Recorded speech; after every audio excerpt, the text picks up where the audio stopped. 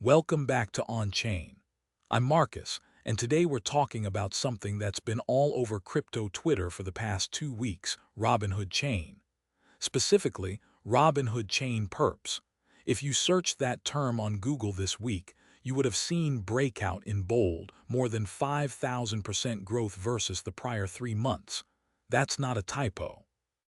James from the LeverUp team is here to break down what actually happened, what the numbers mean, and what it signals for on-chain derivatives more broadly. James, thanks for being here. Thanks, Marcus. Yeah, this one is worth unpacking carefully because there's a lot of signal mixed in with some short-term noise. Let's start with the basics for anyone who missed it. What is Robinhood Chain, and what did they actually launch? So Robinhood Chain is an Ethereum Layer 2 blockchain that Robinhood launched on July 1st.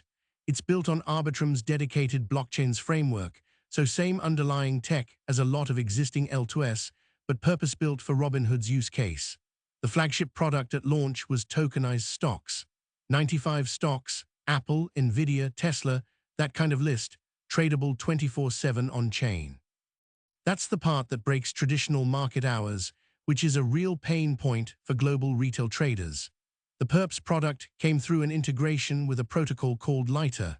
Lighter is a zk-rollup perp DEX, well capitalized, raised $68 million, valued at $1.5 billion in November 2025.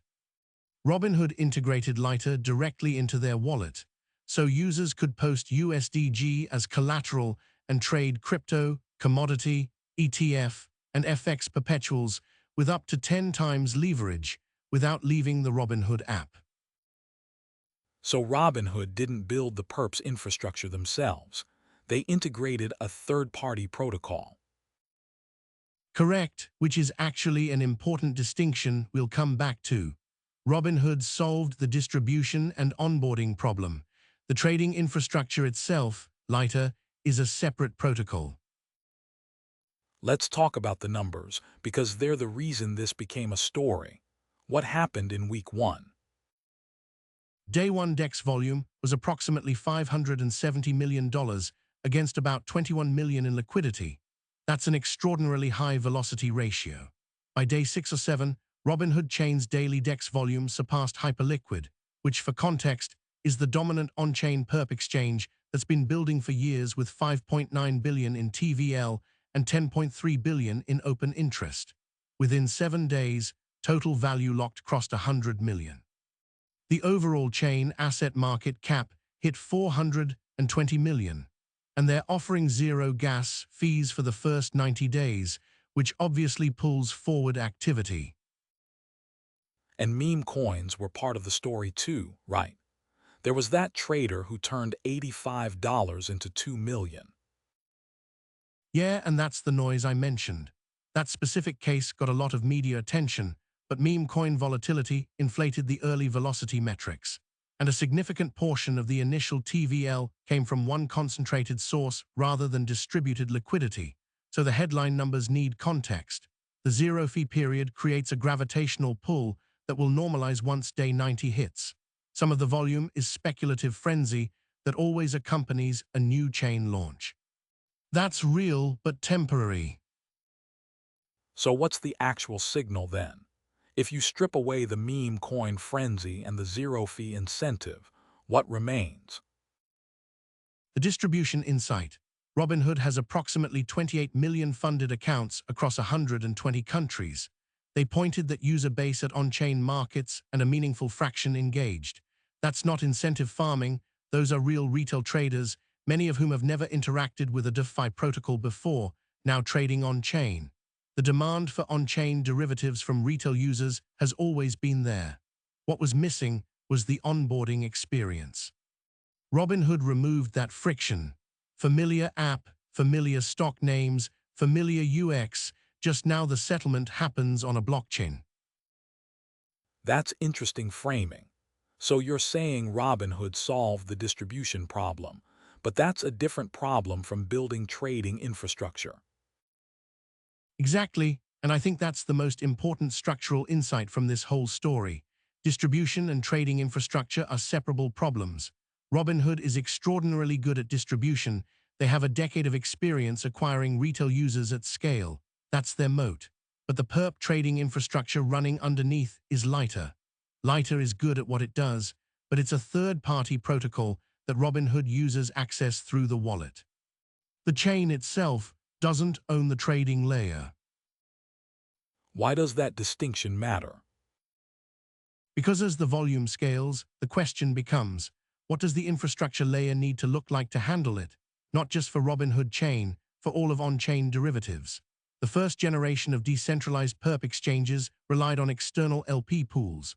Traders and LPs were structurally on opposite sides of the trade, which created dynamics that limited how much the space could grow. When traders collectively do well, LPs collectively lose, and vice versa. That tension put a ceiling on how large those protocols could scale. And the alternative is what? How do you build a perp exchange without LP pools?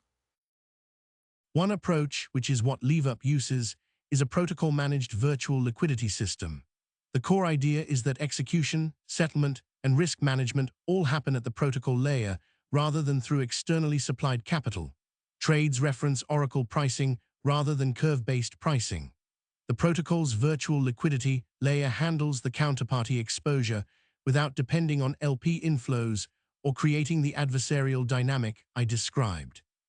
What this means practically is that open interest can scale according to protocol risk parameters rather than being bounded by how much capital LPs are willing to deposit. It's a different architectural answer to the same question. How do you create liquidity for leveraged trading on-chain? And where does Monad fit into this? Throughput, Oracle-referenced perpetual contracts are latency sensitive. If there's meaningful lag between the Oracle price and the execution price, what's called stale pricing risk, that creates vulnerabilities that sophisticated traders will exploit. Monad's architecture is built for the throughput demands that Oracle-referenced trading requires at scale. You need the chain to keep up with the Oracle feeds, not the other way around. Robinhood Chain is built on Arbitrum, which provides speed and low cost, and that's appropriate for their use case. But for a protocol built specifically around Oracle-referenced perpetuals as the core product, chain throughput is a design constraint, not just a nice-to-have. So the broader picture is, Robinhood Chain validated retail demand for on-chain derivatives at a scale we haven't seen before. The distribution problem is being solved. What comes next in your view? Infrastructure, the users are on-chain now. Robinhood brought them there. The next question is what protocols are positioned to capture those users as they develop more sophistication and want to access deeper markets, more assets, more nuanced execution. That's the opportunity LeverUp is building for, not as a competitor to Robinhood Chain, because these are different architectural layers, but as part of the ecosystem of on-chain financial infrastructure that this wave of users will need as they go deeper. Last question. What should people watching this space pay attention to over the next 6 to 12 months? 3 things. First, what happens to Robinhood Chain's volume after the zero-fee period ends on day 90. That's the real retention test. Second, how Lighter scales with increasing open interest under live conditions. Building a perp DEX is technically difficult, and running one at scale surfaces issues that testnet never catches. Third, watch the Monad ecosystem. Monad mainnet is live, and the protocols being built on it, including LeverUp, are going to start showing what high-throughput, Oracle-referenced perps actually look like at scale. James, this was a really good breakdown. Thanks for putting context around what's been a very loud story. Thanks, Marcus. The signal is real, the noise is just temporary. That's a good line to end on. I'm Marcus. This is On-Chain. If you want to go deeper on the protocol-managed liquidity architecture James mentioned, there's a link in the description to the LeverUp blog. We'll see you next time.